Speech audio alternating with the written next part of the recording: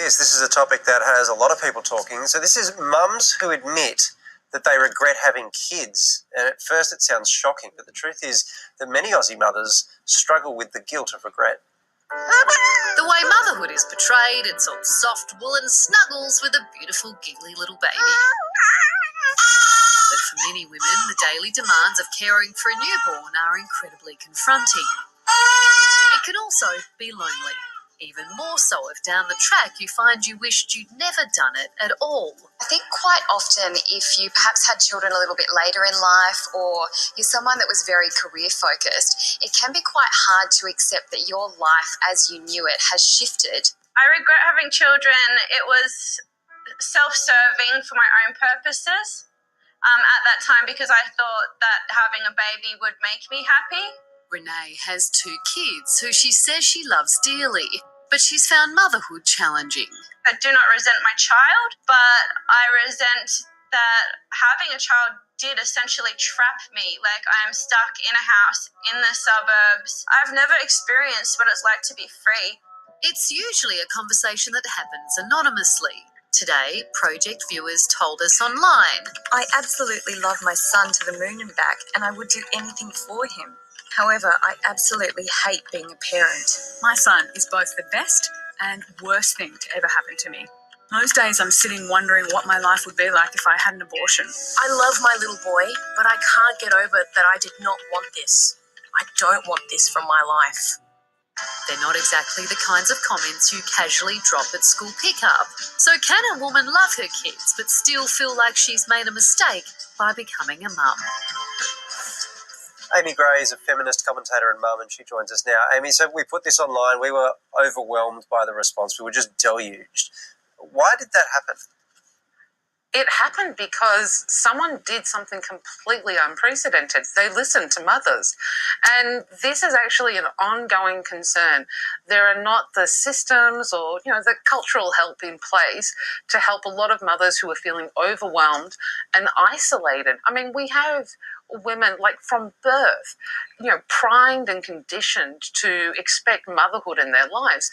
But it's really pummeled into them that not only will they become mothers, but they will love it. I found it interesting, Amy, that a lot of the comments started with, I love my kids, but is there an obligation to love your kids? Is that a disclaimer that maybe some don't even feel that, but feel they have to say that? Look, I would say in some cases there are people who, may not actually have that love for their children. And, bonding is an issue that, can really tumble into a larger effect. But what I think people are trying to say here to you is that it's not the kids that are the problem. It's the role. And that role has been defined by society, and we're not helping mothers.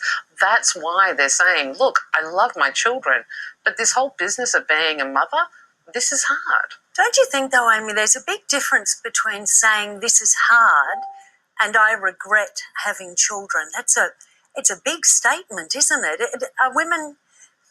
Is it avoidable for these women? Is it about more education prior to pregnancy, or greater support after giving birth, or all? I think that you've raised a really interesting thing. Let's not make it about educating women more about the work that they must do, a lot of which is unpaid labour, let's remember. But let's actually have a look at the systems that actually isolate women once they become a mother. Amy, is this a new phenomenon? Should we all call our mums and ask if they really did love us? Well, of course you were loved. Of course you were. Of course we all were. But was it incredibly hard and lonely for our mothers? And I think that that's the thing. Why don't we actually call our mothers and say, you know what, you did really good. Why not actually give them some recognition for the hard job that they've done? Love you, Mum.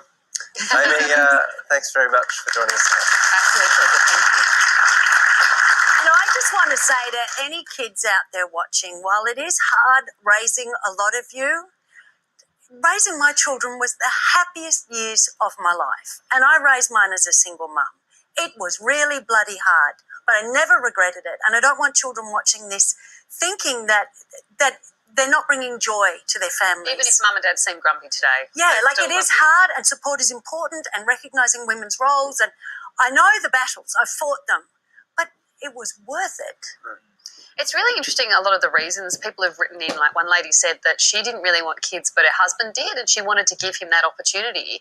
But now she has 2 kids and they're no longer together. And so she's raising these children that she kind of had for the has another one saying, she gave up her career for a family 13 years ago, but her husband left her a few months ago. She goes, I don't have a job, no chance at a job, but the children are my best achievements, and that's what I focus on. Like I think people are finding themselves in this situation in very many different ways. Some of it financial, some of it, they did it for somebody else. Some of it maybe they thought the idea of having kids was different to what the reality is. Yeah, I'm sure that's part of it, yeah. But also the children are the innocent bystanders in all of this, whether a father stays or goes, or whether it's a pregnancy that was unintended, whatever it is, the children are the innocent ones here.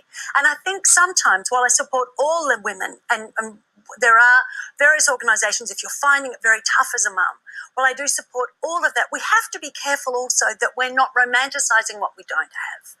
Because there are many girls who don't have children who yearn to have Well, you them. can't assess the regret of not having had children when you've had it, can you? Yeah. It's just an impossible thing. So, yeah.